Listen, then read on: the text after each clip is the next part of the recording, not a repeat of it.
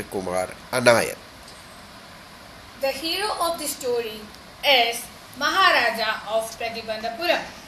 He is being identified with different names.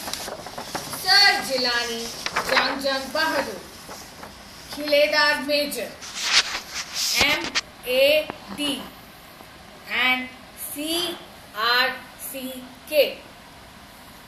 This story tells us that how Maharaja of Pratibandhapuram came to be known as the Tiger King. As Bharata said to Rama about Dasharatha, Tiger King has reached the final abode of all the living creatures. In other words, the Tiger King is dead. I know that you all are interested to know the mystery behind his death, but that would be revealed only at the end of the tale. As soon as he was born, the chief astrologer said, Tiger King have to die someday, but he would grow up into warrior of warriors, champion of champions, and heroes of heroes. But this is actually said to be kept as a secret, but the astrologer was forced to reveal it. The chief astrologer said, when the child born under this star would surely have to face death one day. At this moment, a miraculous thing happened. A 10-day-old child uttered speech by opening its lips, saying that, "O wise prophets," they all were startled and started to blink at each other. The baby continued, "O wise prophets, it was I who spoke." The chief astrologer was also astonished, and he took out the spectacles and intently gazed on the baby.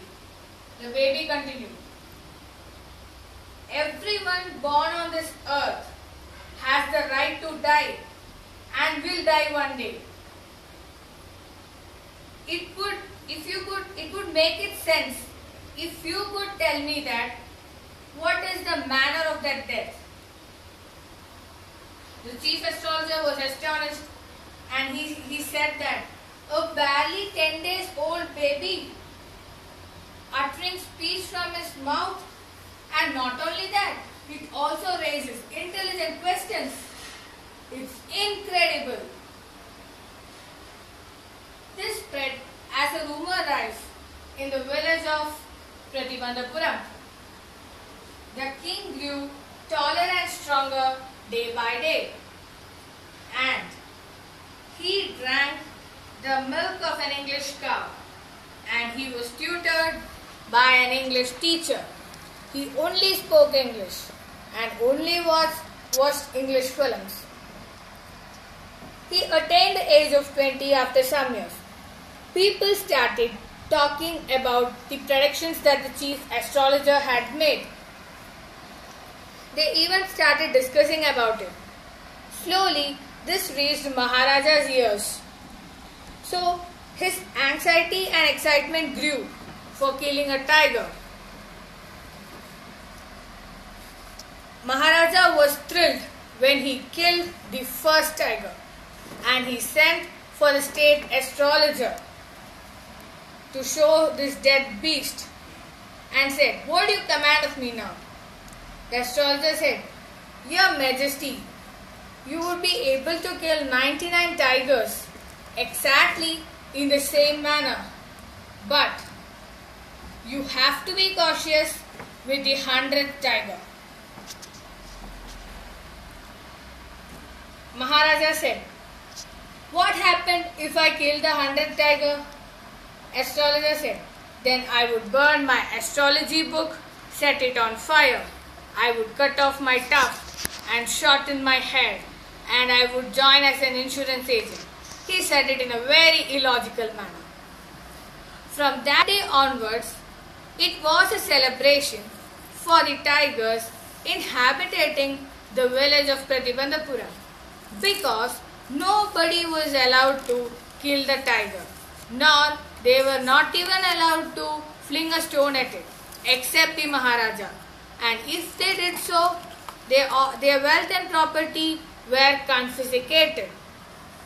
Maharaja even made a vow that he would look into the state matters only after killing the 100 tigers. Not that Maharaja has never faced danger.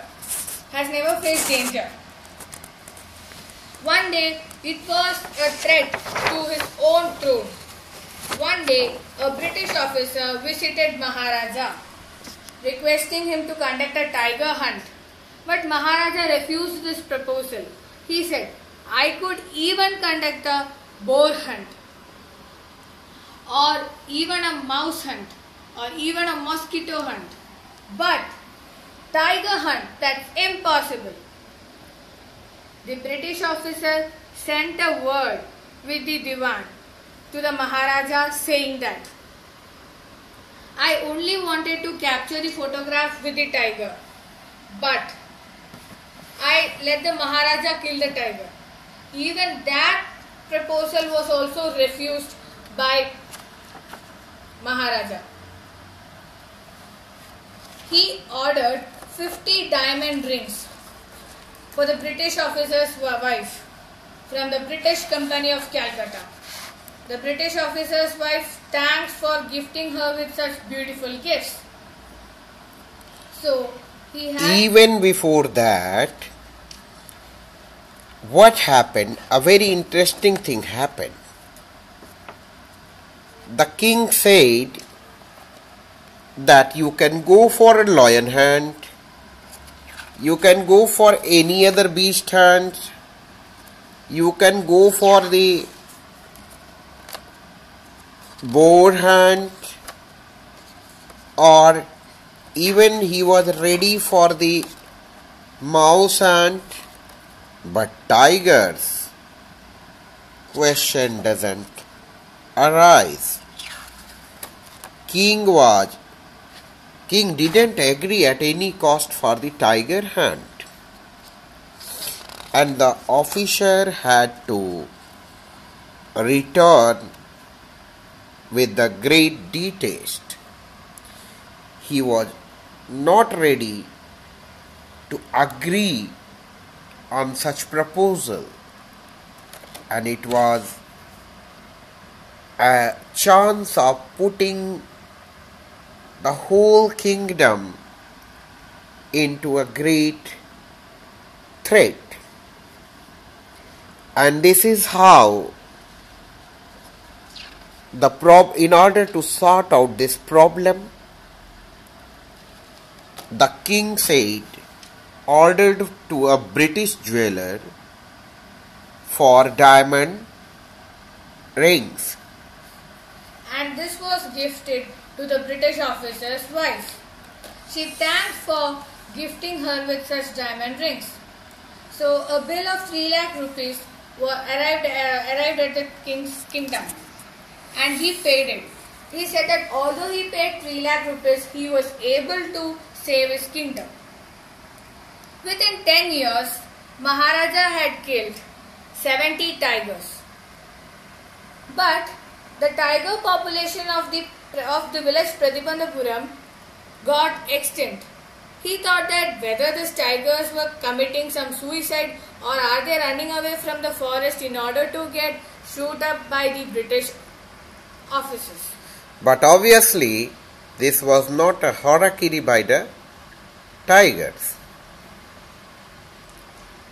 Maharaja sent for Diwan and told him that, "Don't you know, Diwan Sahib, that still 30 tigers are remaining to be shot by this gun?" Brandishing his gun, he said. Shuddering at this sight, Diwan Sahib said, "No, I am not a tiger."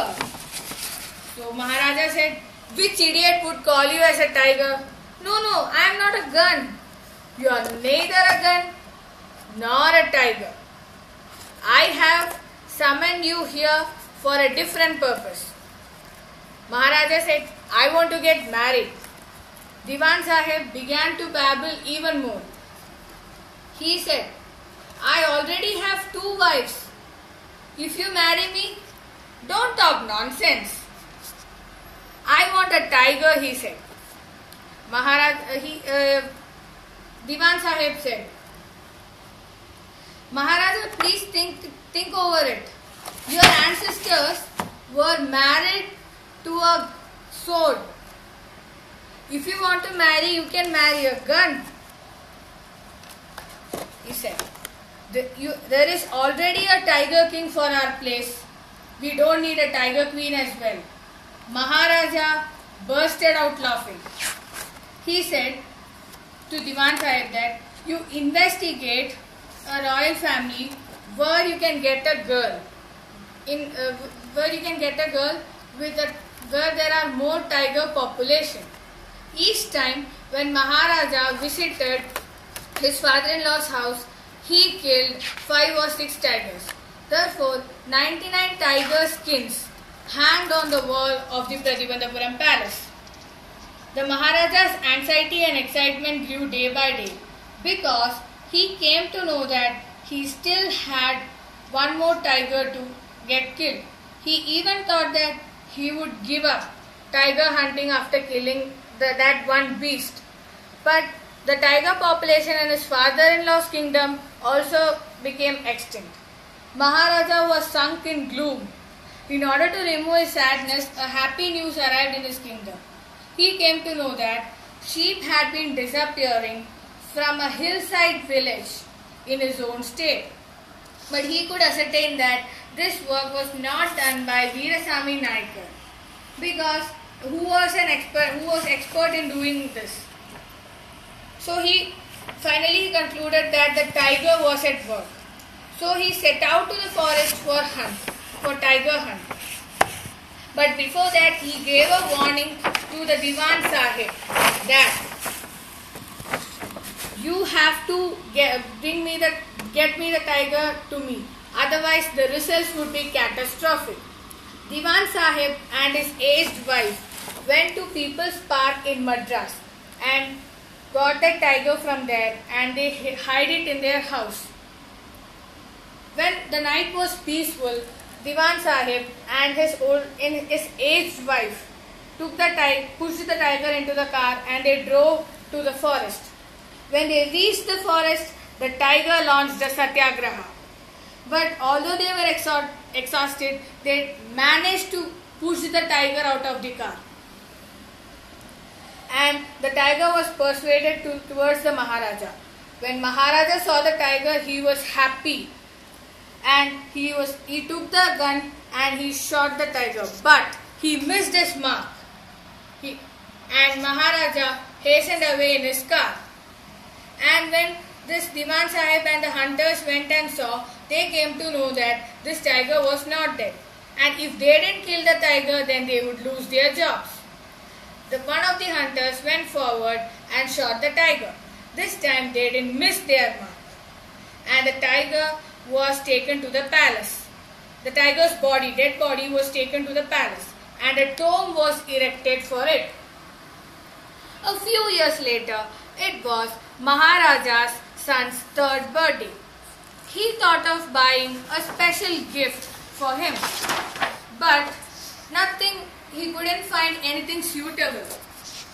But finally he found a toy tiger in a shop, and he got it for his son. And father and son was playing with a toy tiger. The toy tiger was carved by an unskilled carpenter. The silver of wood rose up.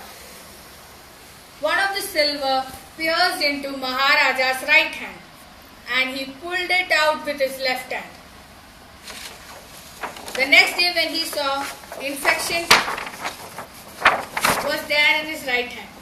When it was extended to 4 days, it developed into a suppurating sore.